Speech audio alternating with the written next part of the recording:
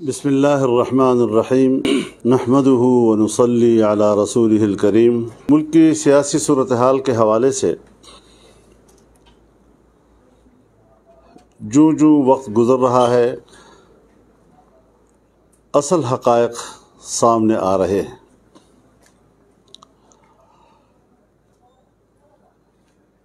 عمران خان ہو یا ان کی قیادت میں پی ٹی آئی، ہم نے 10 سال سے زیادہ عرصہ ہوا ان کے بارے میں جو قوم کو کہا تھا، اور بڑے دعوے کے ساتھ ہم نے یہ بات کی تھی، حقائق تک پہنچ کر ہم نے یہ بات کی تھی کہ یہ ایک بیرونی ایجنٹ ہے، یہودی لابی کے ساتھ اس کے رابطے ہیں، اور ان رابطوں کے بہت سے حوالے ہمارے پاس تھے۔ 2018 کے الیکشن میں اسرائیل اور اس کی خفیہ ایجنسی موساد کی طرف سے، انڈیا اور اس کی خفیہ ایجنسی را کی طرف سے، اور بعض عالمی قوتوں کی طرف سے جو ان کی مالی مدد تک بھی کی گئی، اور اس کے حق میں پروپیگنڈے کیے گئے، اس کے لیے آسمان کی قلابیں ملانے لگے، سب کچھ کیا انہوں نے۔ لیکن آپ اس بات کی گواہی دیں گے کہ ہم نے اس پروپیگنڈے، چاہے عالمی سطح پر ہو، چاہے ہمارے ملک کے میڈیا کی سطح پر ہو، چاہے ہماری اسٹیبلشمنٹ کی سطح پر ہو، ہم نے نہ کمپرومائز کیا، نہ اپنے موقف سے ہٹے۔ اور ایک ہفتہ قبل جب اقوام متحدہ میں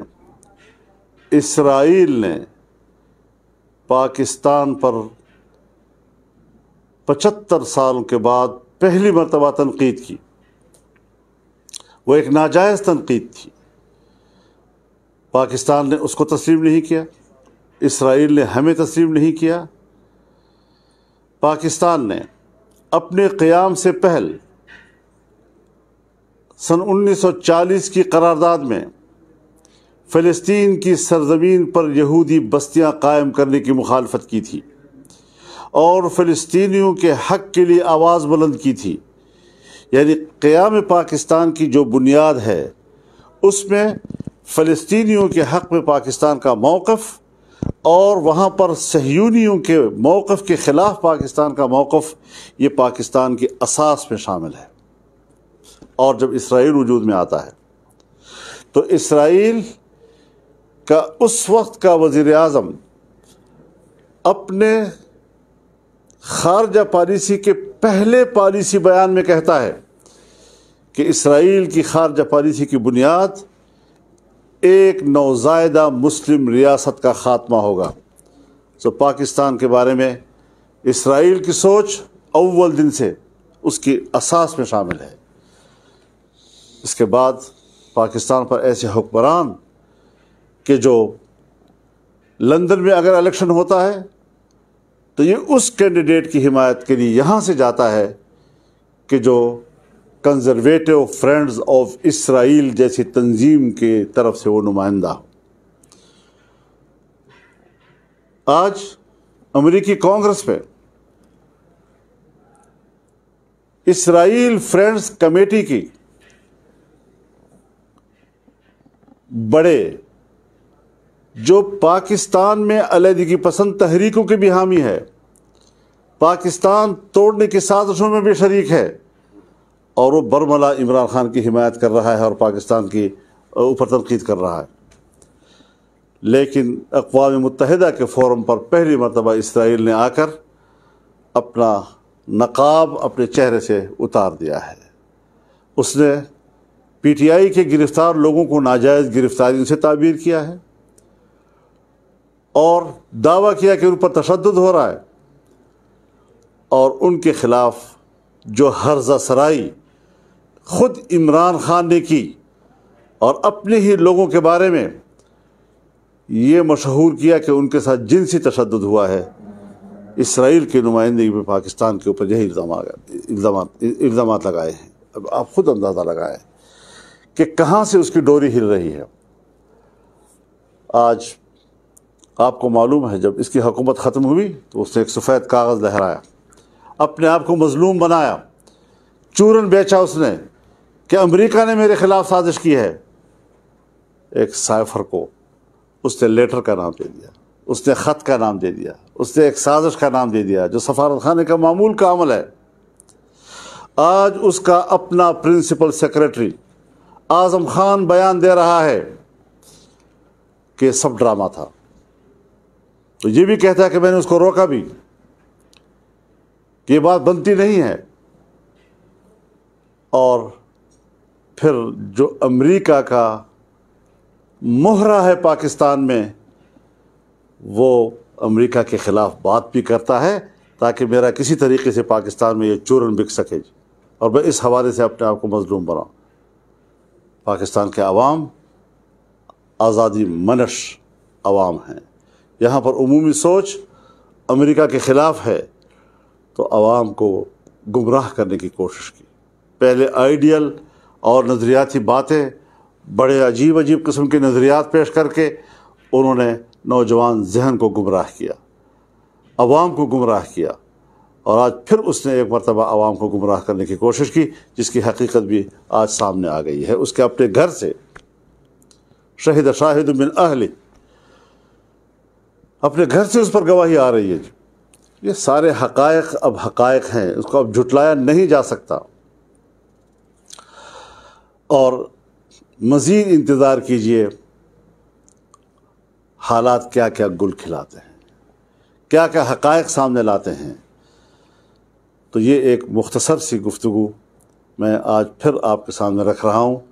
کہ یہ سب وہ باتیں ہیں کہ جہاں تاریخ کا آنے والا ایک ایک ورق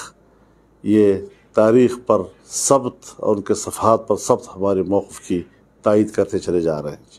قوم کو سوچنا چاہیے، دانشوروں کو سوچنا چاہیے، محب وطن لوگوں کو سوچنا چاہیے، نوجوانوں کو سوچنا چاہیے، قوم کے آنے والے معماروں کو سوچنا چاہیے کہ اس نظریے کے ساتھ اور اس کردار کے ساتھ انہوں نے ملک کو چلانا ہے، ملک کی قیادت کرنی ہے کل۔ یہ میرا فرض ہے کہ میں حقائق سے عوام کو آگاہ کروں، اپنی قوم کو آگاہ کروں، پبلک کو آگاہ کروں، اور اپنے جوانوں کو آگاہ کروں، اور میں یہ فریضہ ادا کرتا رہوں گا انشاءاللہ العزیز۔ اللہ مجھے توفیق عطا فرماتا رہے۔ ساتھ ہی میں یہ بھی عرض کر دینا چاہتا ہوں کہ جمعیت علماء اسلام کی مرکزی مجلس عاملہ کا اجلاس ہوا۔ اس سے پہلے جمعیت علماء اسلام کی دستوری کمیٹی کا اجلاس ہوا، جس نے جمعیت کے دستور پر غور کیا، اس میں کچھ ترامیم تجویز کی، اور ان ترامیم کی تائید مرکزی مجلس عاملہ نے کی، اور حتمی منظوری کے لیے انشاءاللہ مرکزی مجلس شورا میں پیش کیا جائے گا، جو 5 اگست کو طلب کیا جا رہا ہے۔ تو اس اعتبار سے ہم الیکشن میں بھرپور حصہ لیں گے، اور ہماری مجلس شورا پہلے بھی اس بات کا اعلان کر چکی ہے کہ ہم پورے ملک پہ ہر سیٹ پر اپنا امیدوار لائیں گے، الیکشن لڑیں گے، اور پھر اگر ایڈجسٹمنٹ کی ضرورت ہوئی تو پھر اس حوالے سے ہماری جو ضلعی تنظیمیں ہیں وہ اپنے ماحول کے تحت ایڈجسٹمنٹ بھی کر سکیں گی کسی جماعت کے ساتھ بھی۔ تو یہ چیزیں ہماری مرکزی مجلس عاملہ نے طے کی ہیں، اور انٹرا پارٹی الیکشن کے لیے آج سے 1 محرم سے ہماری رکن سازی کا آغاز ہو رہا ہے، اور انشاءاللہ العزیز پہلے مرحلہ جو ہے ہمارے رکن سازی کا ہوگا، اور یہ ہم عوام میں جائیں گے، ہم پبلک میں جائیں گے، ہم کارکنوں میں جائیں گے، اور ایک عمومی طور پر لوگوں کو دعوت دیں گے اس قافلہ حق میں شامل ہونے کے لیے۔ اس کے بعد تنظیم سازی کا مرحلہ شروع ہوگا، جو ہمارے یونٹ سے لے کر تحصیل، ضلع، صوبہ اور پھر مرکز تک کے انتخابات ہوں گے، اور انشاءاللہ قواعد و ضوابط کے مطابق ہمارے تنظیمی ڈھانچہ جو ہے وہ قائم ہوگا، اور وہ پھر آئندہ ملکی سیاست پہ اپنے منشور کو کس طرح پیش کرتا ہے، اس کے لیے کیا حکمت عملی بناتا ہے۔ ہم الیکشن میں انشاءاللہ جمعیت علماء اسلام کا منشور لائیں گے، اور ایک بھرپور منشور جو قرآن و سنت کی روشنی میں ہے۔ انشاءاللہ پاکستان کے مسائل کا حل وہی ہے۔ آئین پاکستان قرآن و سنت کی